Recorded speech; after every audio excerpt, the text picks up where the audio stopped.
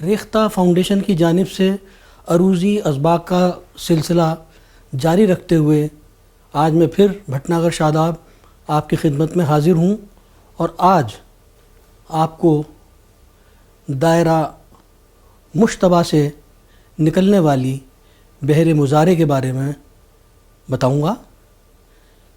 اس کے آہنگ جب آپ نوٹ کریں گے تو آپ کو محسوس ہوگا کہ اس کے آہنگ کتنے دلکش ہیں۔ یہ بحر ہماری اردو شاعری میں بہت استعمال ہوئی ہے اور ہر شاعر نے اس کو برتا ہے۔ اب میں آپ کے سامنے اس بحر مزارع کی تفصیل پیش کروں گا۔ آئیے آگے بڑھتے ہیں۔ بحر مزارع کے بنیادی ارکان ہیں مفاعل، فاعلات، مفاعل، فاعلات۔ اب اس میں نوٹ کرنے والی بات یہ ہے کہ جو ہمارا مفاعل ہے وہ بحر ہزج کا بنیادی رکن ہے۔ فاعلات یہ جو ہے یہ ہمارا جو رمل میں فاعلات آتا ہے وہ متصل ہوتا ہے، اس میں عین، یہاں عین جو ہے وہ مفروقی ہے، لہٰذا اس کو مفروقی کہتے ہیں۔ اور اس میں فا اے یہ وتد مفروق ہے اور یہ لا اور تن یہ دونوں سبب خفیف ہیں۔ اسی طرح سے مفاعل میں آپ سمجھتے ہیں کہ مفا وتد مجموع ہے، ایل دونوں سبب خفیف ہیں۔ اب میں سمجھتا ہوں کہ آپ ارکان بآسانی سمجھ سکتے ہیں کہ ان میں وتد مجموع اور سبب خفیف یا سبب ثقیل یا وتد مفروق، وتد مجموع، وتد مفروق، سبب خفیف، سبب ثقیل، ان سب کو آپ کسی بھی رکن میں سمجھتا ہوں کہ اب انہیں پہچان سکتے ہیں اور ان کی شناخت آپ کے ذہن میں جیسے جیسے ازبر ہوتی جائے گی، پھر آپ کو جو بھی مصرع شعر آپ سنیں گے پڑھیں گے ایک دم آپ کے ذہن میں یہ آ جائے گا کہ اس کے جو ارکان ہیں وہ کتنے سالم ہیں اور کتنے مضاعف ہیں۔ میں نے آپ سے پہلے عرض کیا تھا، آج پھر میں اس کو بتائے دیتا ہوں کہ سالم رکن میں کسی بھی حرف کی کوئی کمی بیشی نہیں ہوتی، لیکن اگر سالم رکن میں ہم کمی بیشی کرتے ہیں تو اس کو زحاف کے ذریعے ہم مضاعف کرتے ہیں۔ مضاعف کا مطلب ہی یہ ہے کہ وہ سالم نہیں رہا۔ آئیے پہلا آہنگ دیکھیں۔ اس میں بحر مزارع مسمن، اخرب، مکفوف، مکفوف، مخنث، سالم الآخر۔ اس میں غور فرمائیں کہ جو آخری رکن ہے وہ ہمارا سالم ہے۔ اب کیونکہ یہاں پہ ہم زحافات کے صرف اصطلاحی نام کو ہی بتا رہے ہیں، لہٰذا اصل چیز ہماری جو ہے وہ اس وقت وزن ہے، تو اس آہنگ کا وزن مفعول و فاعلات، مفعول و فاعلات، یہ ہمارا پہلا آہنگ ہے۔ یہ آہنگ ہمارے ہاں غالب جیسے نابغہ شاعر نے اس میں کیا خوب یہ شعر کہا ہے، میں اور بزم میں سے یوں تشنا کام آؤں، گر میں نے کی تھی توبہ ساقی کو کیا ہوا تھا۔ اب آپ غور فرمائیے کہ یہاں پر مفعول و فاعلات، مفعول و فاعلات، جیسے میں نے پہلے آپ سے عرض کیا تھا کہ جب دو مختلف ارکان پہلے اور دوسرے رکن میں ہوں اور وہ اگلے سیٹ میں تیسرے اور چوتھے رکن میں ہو، ایز اٹ از ریپیٹ ہوں، ان دونوں کی ہی تکرار تیسرے اور چوتھے رکن میں ہو تو وہاں پہ دوسرے رکن کے بعد میں عروضی وقفے کا خیال رکھا جائے گا جو لازمی ہے۔ اس کے بارے میں ہم تفصیل سے بہت پہلے کئی مرتبہ اس کا تذکرہ کر چکے ہیں۔ مجھے یقین ہے کہ آپ اب اس کی شناخت خود کر لیا کریں گے، لیکن میں جہاں بھی عروضی وقفہ آئے گا تو میں آپ کو یہ ضرور بتاؤں گا کہ کہاں عروضی وقفہ ہے اور اس کو شاعر نے کس طریقے سے برتا ہے اور اس کے ہاں اس کا پاس رکھا گیا ہے۔ اب غالب کہتے ہیں کہ میں اور بزم میں سے یوں تشنہ کام آؤں، گر میں نے کی تھی توبہ ساقی کو کیا ہوا تھا۔ اب آپ اس کو دیکھیے کہ تختی میں غالب نے عروض وقفے کا کس طرح سے پاس رکھا ہے۔ آگے بڑھتے ہیں۔ اب آپ دیکھیے یہاں پہ شعر بھی آ گیا اور تختی بھی آ گئی۔ اب آپ کو سمجھنے میں آسانی ہوگی۔ میں اور بزم میں سے یوں تشنہ کام آؤں، تختی میں اور میں مف کے وزن پہ ہو گیا اور عین واو لام پیش کے ساتھ ہے متحرک۔ میں اور بزم، اس میں میم یہ گرتی ہے، زیر کی اضافت آ گئی۔ میں اور بزم میں سے لاتن یوں تشنا۔ اب آپ دیکھیے کہ تشنا میں ہے گرتی ہے، لہٰذا ہم نے زبر کی علامت دے دی، یوں تشنا۔ اب اس کو ہم یوں تشنا پڑھیں گے تو زبر کی علامت آ گئی۔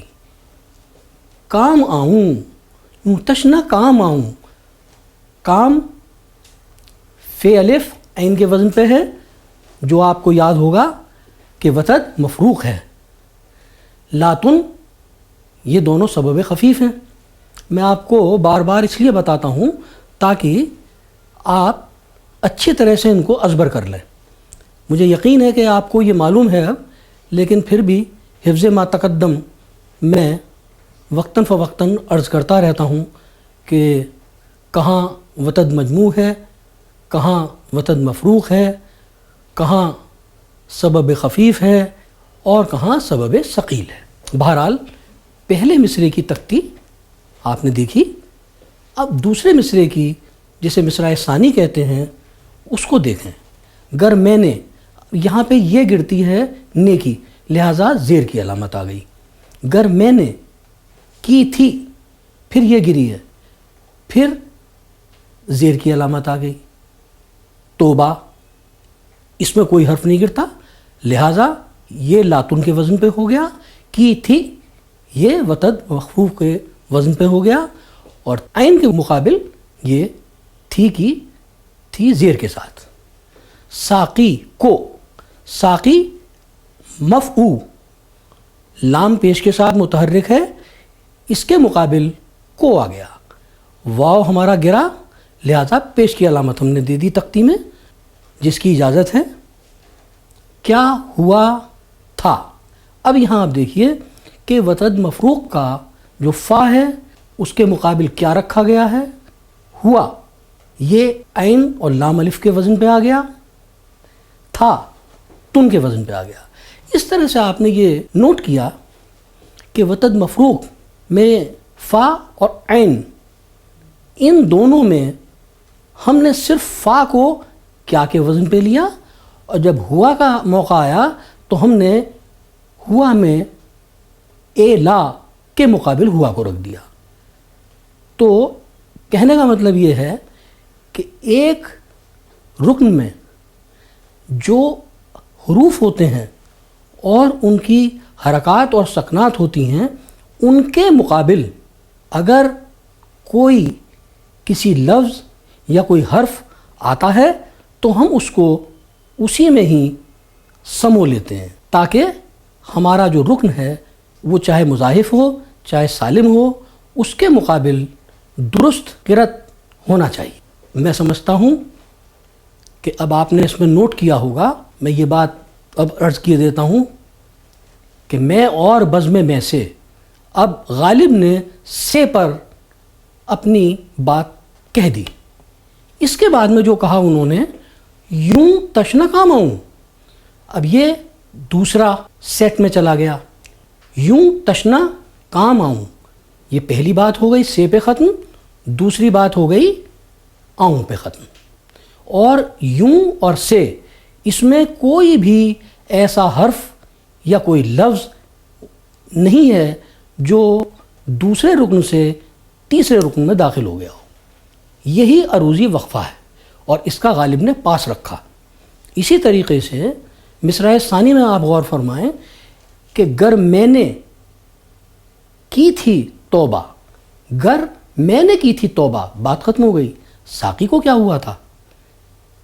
اب یہاں پہ بھی آپ دیکھیں گے کہ توبہ پہ بات ختم کر دی انہوں نے، عبارت ٹوٹتی نہیں ہے، لہٰذا یہاں بھی غالب نے، کیونکہ مفعول و فاعلاتن کی تکرار ہے، لہٰذا انہوں نے یہاں عروضی وقفے کا خیال رکھا۔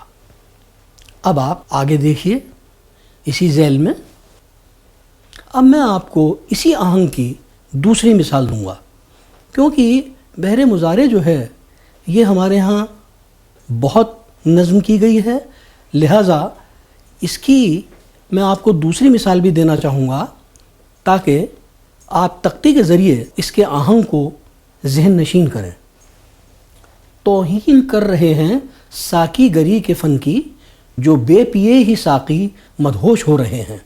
ڈاکٹر کمال احمد صدیقی استاد محترم کا یہ شعر ہے، اس میں آپ غور فرمائیں، توہین مفعولو کر رہے ہیں فاعلاتن، اب اس میں آپ دیکھیے ہیں تن کے وزن پہ ہے، ساقی گ مفعولو ری کی، یہ گری زیر آ گئی، زیر کی علامت فن کی، مصرع اولا کی تختی مفعولو فاعلاتن پر ہوتی ہے، اور توہین کر رہے ہیں، اب آپ دیکھیے بات یہاں ختم ہو گئی، ساقی گری کے فن کی، یہاں بھی عروضی وقفے کا پاس رکھا گیا ہے۔ مصرع ثانی دیکھیں، جو بے پی یہ ہی ساقی مدہوش مفعولو ہو رہے ہیں، رے عین کے مقابل ہے، یہاں بھی آپ دیکھیے جو بے پیے ہی ساقی، یہاں بات ختم ہو گئی، مدہوش ہو رہے ہیں، لہٰذا یہاں آپ نوٹ کریں گے کہ عبارت دوسرے رکن کے بعد میں تیسرے میں کوئی حرف، کلمہ یا کوئی لفظ دوسرے رکن کے بعد تیسرے میں داخل نہیں ہو رہا، لہٰذا اس شعر میں بھی عروضی وقفے کا خیال رکھا گیا ہے۔ آئیے آگے بڑھتے ہیں۔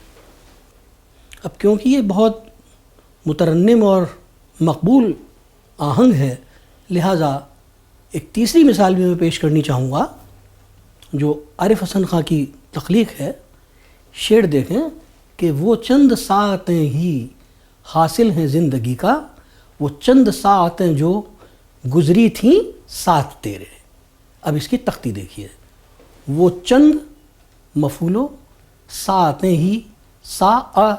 ہی حاصل ہیں، اب ہے میں آپ دیکھیے کہ یہ گرتی ہے، نون غنہ شمار نہیں ہوتا، لہٰذا ہم نے زبر کی علامت دے دی۔ زندگی کا بہت صاف ہے، زندگی کا فاعلاتن۔ مصرع ثانی کی تختی دیکھیے، وہ چند مفعولو ساعتیں جو فاعلاتن، اب اس میں آپ دیکھیے عین اس عین کے مقابل ہے، تیں لام الف کے مقابل ہے، جو تن کے مقابل ہے، گزری تھیں، اب یہاں دیکھیے تھیں میں یہ گرتی ہے، نون غنہ شمار نہیں ہوتا، لہٰذا ہم نے زیر کی علامت یہاں دے دی، جو لام متحرک کے مقابل ہے، ساتھ تیرے، ساتھ فائے تیرے لاتن۔ اس طریقے سے آپ غور کریں کہ وہ چند ساعتیں جو، اب جو پہ عبارت پوری ہو گئی اور گزری تھیں، یہاں اس کا دوسرا حصہ آ گیا جس کا اس کے ساتھ ربط بھی ہے، گزری تھیں ساتھ تیرے فائے لاتن۔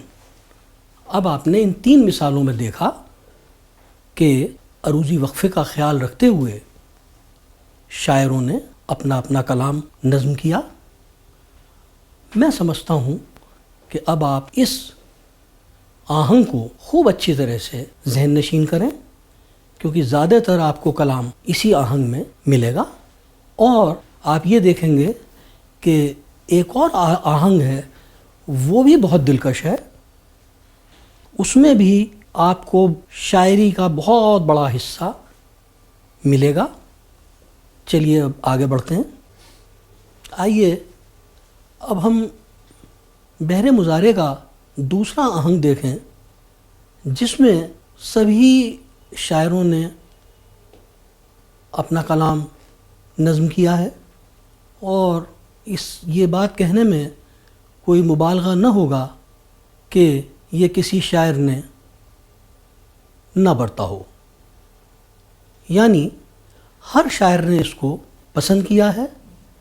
لہذا ہم اس آہنگ کو دیکھتے ہیں کہ بحر مضارع اخرب مکفوف مخفوف محذوف مقصور، مفعول و فاعلات و مفاعل و فاعلن یا فاعلان، ان دونوں کا خلط جس کے بارے میں ہم پہلے کئی دفعہ گفتگو کر چکے ہیں، یہ جائز ہے از روئے عروض. اب میں غالب کے ہاں سے پہلے ان کی ایک بہت مشہور غزل کا مطلع پیش کروں گا. عرض نیاز عشق کے قابل نہیں رہا، جس دل پہ ناز تھا مجھے وہ دل نہیں رہا. یہ اسی آہنگ میں ہے، مفعول و فاعلات و مفاعل و فاعلن، اور غالب نے مطلع میں فاعلن رکھا ہے. یہ بات آپ سمجھ لیں کہ مطلع سے ہی جو تمام آگے کے اشعار ہوتے ہیں ان میں مصرع ثانی میں کون سا رکن ہے اس کی قید ہوتی ہے. اولا میں آپ چاہیں تو اس کے مقابل جو جائز رکن ہے اسے رکھ سکتے ہیں جس کا خلط جائز ہے، جیسے یہاں پہ فاعلن اور فاعلان. آپ چاہیں تو کہیں بھی مصرع اولا میں فاعلان رکھ سکتے ہیں. جب ہم آگے بڑھیں گے تو جب میں اس کی فاعلن اور فاعلان کی مثال پیش کروں گا، اس کے خلط کی مثال، تو اس میں آپ غور فرمائیں گے کہ غالب نے مصرع اولا میں فاعلان اور ثانی میں فاعلن رکھ کے اس کا خلط کیا ہے. لہٰذا میں نے اس بات کو سمجھنے کے لیے غالب کا مطلع رکھا ہے. آئیے اس کی تختی دیکھیں. عرض نیاز، اب اس میں نیاز کو ہم نے دو حصوں میں تقسیم کیا. عرض اشباع کے ساتھ ہے، لہٰذا ہم نے اس کو مفعول کے وزن پہ رکھا.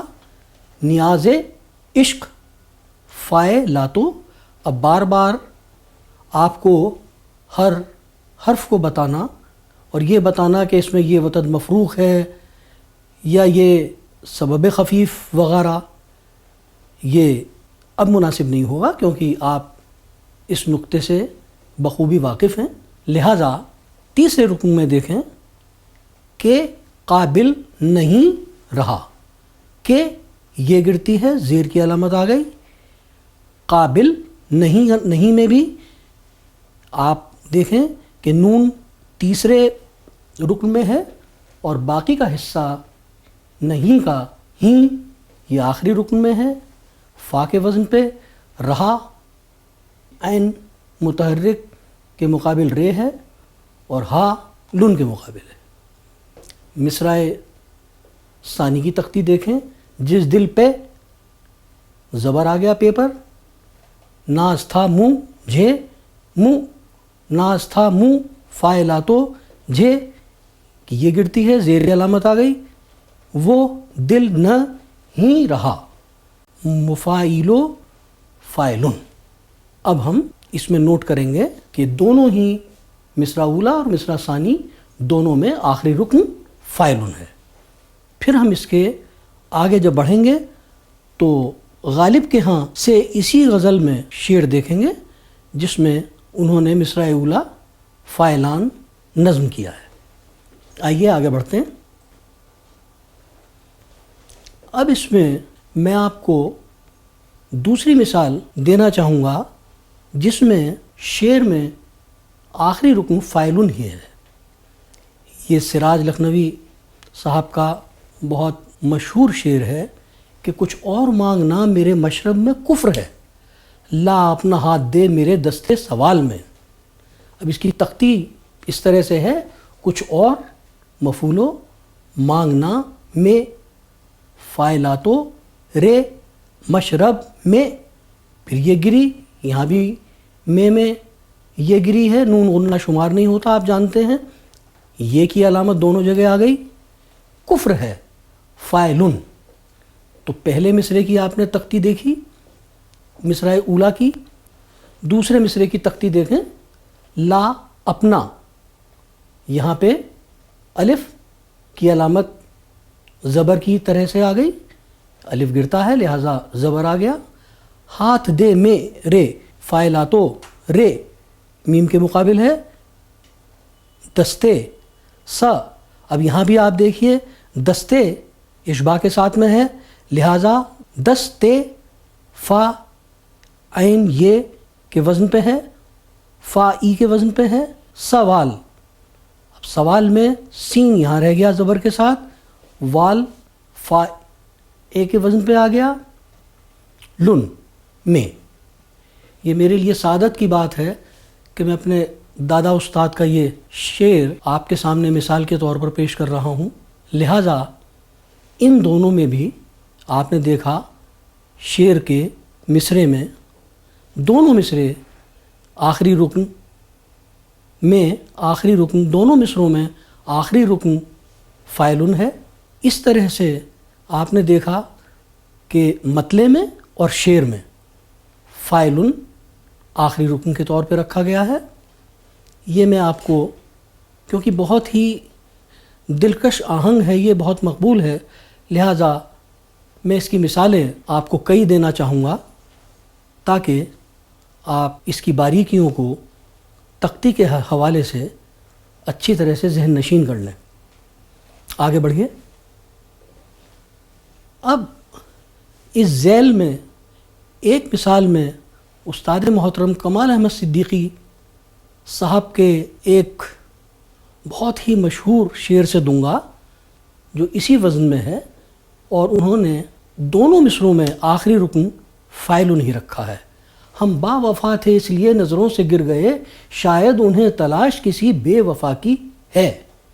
اب آپ تختی دیکھیں، ہم با و مفعولو فا تھے اس لی فاعلاتو یہ گری ٹھیک ہی، لہٰذا یہاں ہم نے زیر کی علامت دے دی، لیے اس لیے نظروں سے مفاعیلو گر گئے فاعلن۔ مصرع ثانی کی تختی شاید انہیں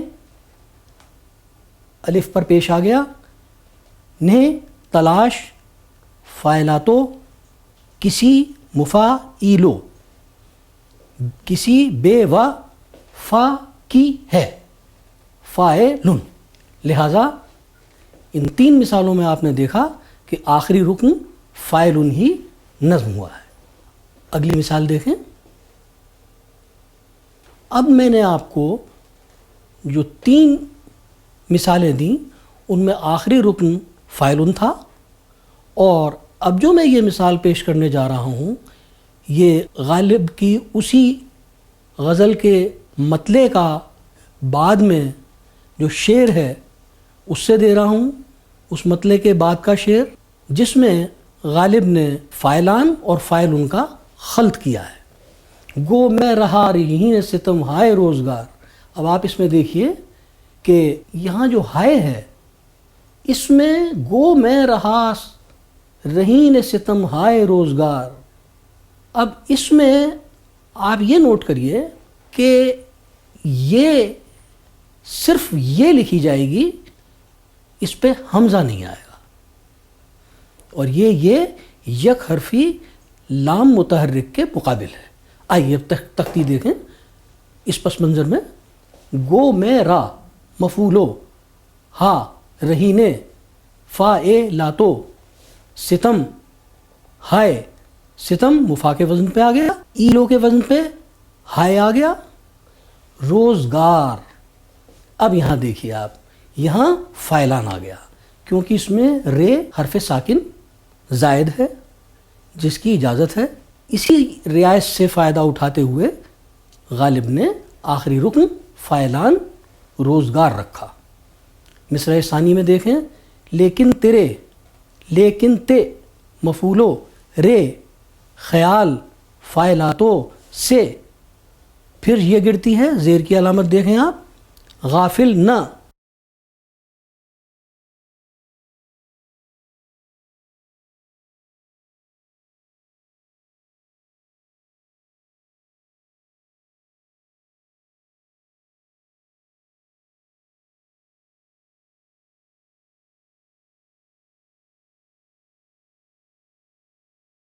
اس طرح سے آپ نے اس مثال کے ذریعے دیکھا کہ ہم فاعلن کے مقابل فعلان لا سکتے ہیں اور ان کا خلط جائز ہے.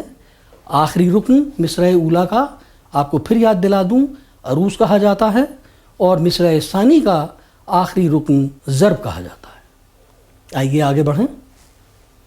اب یہ پانچویں مثال وہ ہے جس میں مصرع اولیٰ میں تو آیا ہے فاعلن، لیکن مصرع ثانی میں آیا ہے فاعلان.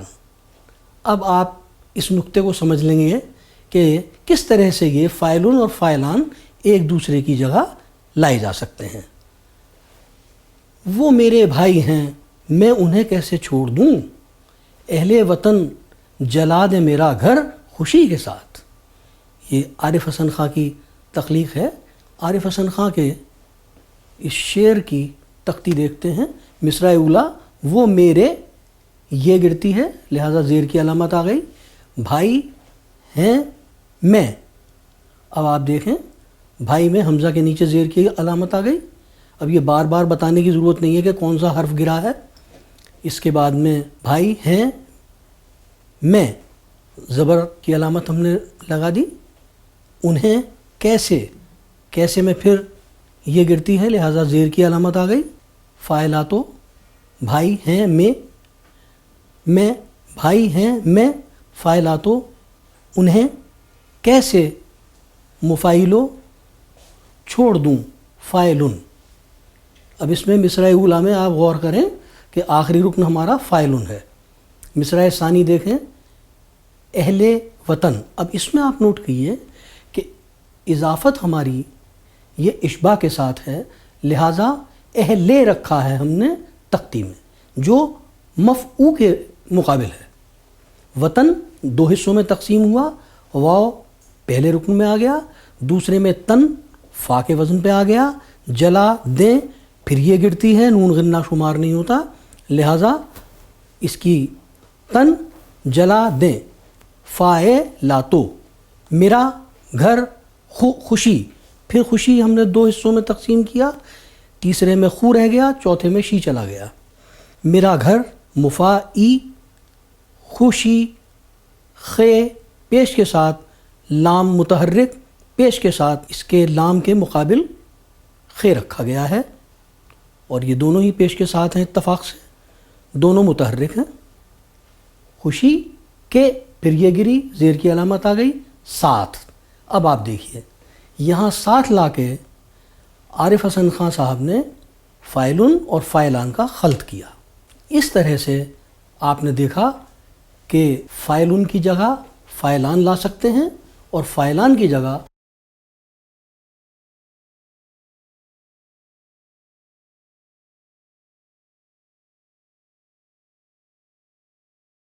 اس مثال کے بعد میں آپ کو ایک آخری مثال اور دینا چاہوں گا، وہ بھی آپ غور سے دیکھیں اور اس میں آپ سے عرض کروں کہ میں نے تخنیق سے فائدہ اٹھایا ہے. اور تخنیق میں آپ کو بتا چکا ہوں کہ جہاں 3 حروف متحرک ہوں اور ایک جگہ جمع ہو جائیں تو ان میں سے درمیانی حرف کی صوت کو ہم ساکن کر دیتے ہیں. تو جو ہمارا یہ آہنگ چل رہا ہے مفعول و فاعلاتو، مفاعیل و فاعلن. اب آپ دیکھیے کہ مصرع ثانی میں تو یہ وزن ہے لیکن مصرع اولیٰ میں مفعول و فاعلاتن، مفعول و فاعلن. اب یہاں کیا ہے، یہاں آپ دیکھیے کہ دوسرے رکن میں فاعلاتن ہے جبکہ مصرع ثانی کے دوسرے رکن میں فاعلاتو ہے. اسی طرح سے تیسرے رکن میں مصرع اولا میں مفعولو ہے اور مصرع ثانی میں مفاعیلو ہے. یہ کس طرح سے ہے یہ آپ کو خود محسوس ہو گیا ہوگا کہ جب تخنیک سے میں نے فائدہ اٹھایا تو فاعلاتو مفا، میم متحرک ہے، فے متحرک ہے، الف ساکن. تے، میم اور فے کی جب حرکتیں دو جگہ دو رکنوں کے درمیان ہیں تو ہم نے بیچ کی جو صوت تھی میم کی اس کو ساکن کیا، تو میم کی صوت ہماری تے کے ساتھ میں ضم ہو گئی، لہٰذا فاعلا تم ہو گیا. فاعلا تم کا جو ہم وزن مقبول رکن ہے وہ ہے فاعلاتن، تو ہم نے اس کو فاعلاتن کر دیا. اسی طرح سے اب کیونکہ ہمارا میم کٹ کے دوسرے رکن میں چلا گیا تھا لہٰذا یہاں فاعیلو رہ گیا. فاعیلو کا ہم وزن کیا ہے؟ مفعولو، لہٰذا مفعولو آ گیا. یہ جانا پہچانا مضاعف ہے مفعولو، لہٰذا میم کٹ کے دوسرے رکن میں گیا تو وہ ہو گیا فاعلاتن. اب یہ مفا.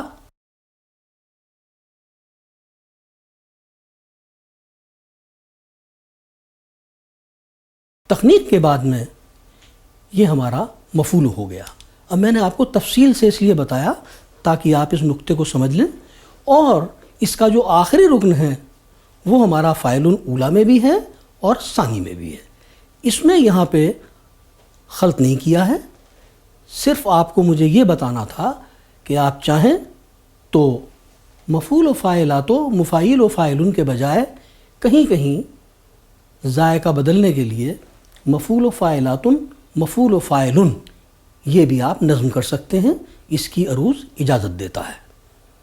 اور اس میں یہ تو آپ جانتے ہی ہیں کہ جب ہمارے ہاں تحریری شکل میں لکھا جاتا ہے تو یہاں پہ فاعلاتن مفروقی ہے، اور ہر جگہ فاعلاتو ہو یا فاعلاتن ہو اس کو مفروقی لکھا جائے گا، عین لام کے ساتھ نہیں ملایا جائے گا تاکہ اس کی شناخت بنی رہے. اب تخنیک سے فائدہ اٹھاتے ہوئے، یعنی تخنیک کی رعایت کا فائدہ اٹھاتے ہوئے میں نے مفعول و فاعلاتن مفعول و فاعلن رکھا ہے. اب اس کی مثال میں آپ کو پیش کرتا ہوں.